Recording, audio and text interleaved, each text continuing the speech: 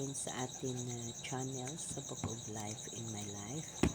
So mga kapatid, nagpapasalamat ako sa mahal na Diyos kasi kahit papano, binibigyan ako ng pagkakataon at oras at ideya sa mga ganitong bagay. So today is mag 3 o'clock in the morning ako nagising dahil na mayroon akong mga apo. Nakikita yun naman sa live ko na marami akong interruption.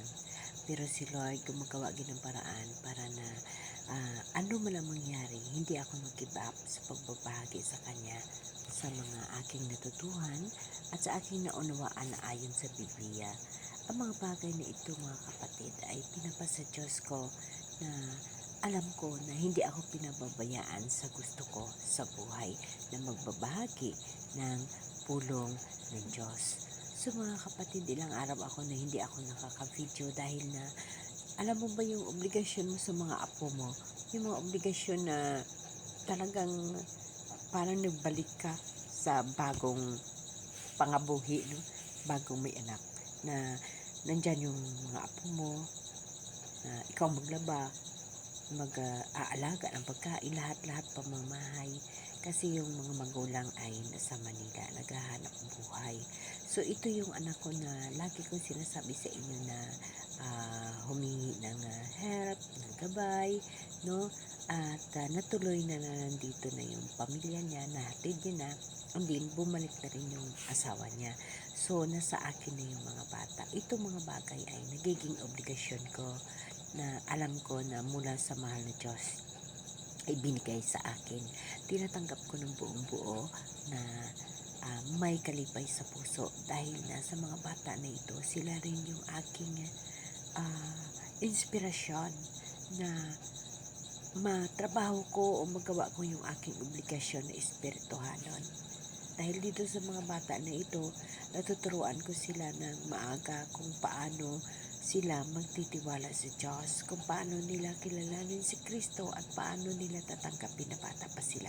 Napapasalamat ako sa pagkakataon na ito, sa kumbaga ito na way, no, na binigay nila ng mga magulang nila sa akin na kahit stroke ako, post-stroke ako, pero malakas ako. Nandyan ang Diyos, nandyan ang Holy Spirit gumagabay sa akin. Hindi niya ako pinababayaan. Hindi ako pinababayaan ng Diyos. Pinapakita ng Panginoon na kaya mo yan. Iti-training kita.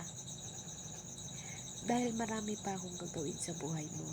Hindi lang dito sa mundo, kundi sa kabilang buhay na kung saan kasama mo ako. Yan ang mga kapatid na nagiging inspirasyon ko para sa mga apo ko. Nasa post-stroke, di ako nag-give up. At alam ko na dahil din sa kanila, sa 3 apo ko, gagaling din ako. Magaling na rin ako.